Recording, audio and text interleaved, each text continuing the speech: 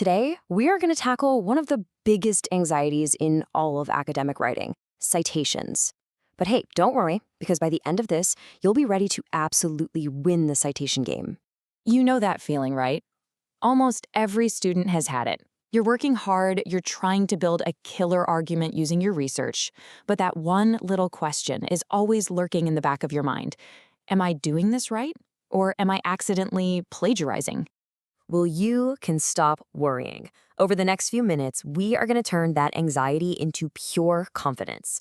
We'll kick things off with what I call the plagiarism panic, then talk about why citations are your secret weapon. We'll dive deep into APA and MLA styles, put them head-to-head in a showdown, and leave you totally ready to write with authority. Okay, let's just get right into it. First up, the plagiarism panic. What does that even mean, and why does everybody take it so seriously? You know what?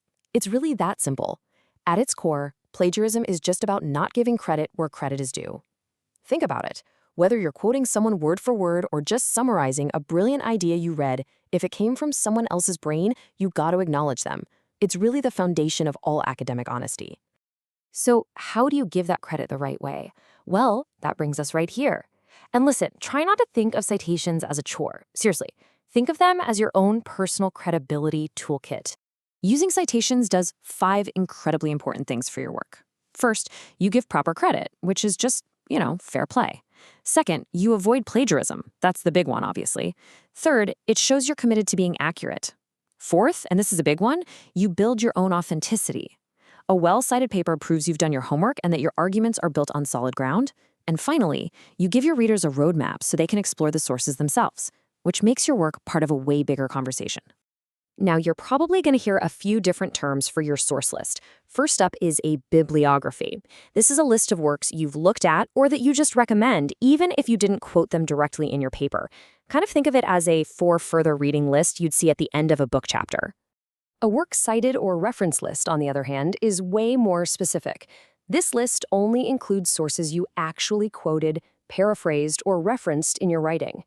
Every single source on this list has to connect back to a specific citation inside your paper. So here's the bottom line. A works cited or reference list is for sources you actually used. A bibliography can be for sources you just recommend. For pretty much all of your academic papers, you'll be making a works cited or reference list. Now let's get into the nitty-gritty, starting with our first major style guide. APA, which comes from the American Psychological Association, is the go-to for fields like education, psychology, and the sciences. Let's break down a typical APA journal citation. So take a look here. It leads with the author's last name and initials. Right after that, in parentheses, is the year it was published. And check out the article title. It's in what's called sentence case, which just means only the first word and any proper nouns are capitalized. Just like, a regular sentence.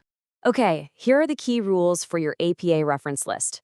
First, every entry gets a hanging indent. That just means the first line is all the way to the left and every line after it is indented. Easy. Next, always list the author's last name first, followed only by their initials. Your whole list has to be alphabetized by the author's last name. And if you have multiple works by the same author, you just list them by year, starting with the oldest one first.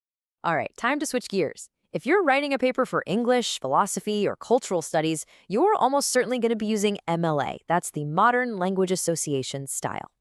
So let's put an MLA citation under the microscope. You can spot the differences right away, can't you? MLA uses the author's full first name, not just initials. The article title is in title case, where the main words are capitalized, and it's always put inside quotation marks.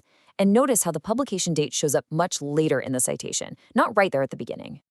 The basic formatting for an MLA works cited page has some things in common with APA. It also uses that hanging indentation and is alphabetized by the author's last name. But here's a cool, unique trick. If you list multiple works by the same exact author, you write their full name for the first one, and for every entry after that, you just type 3 hyphens instead. Okay, so we've looked at them on their own. Now it's time for the showdown. Let's put them side by side to really lock in the differences. This is where it all clicks. This slide lays it all out just perfectly.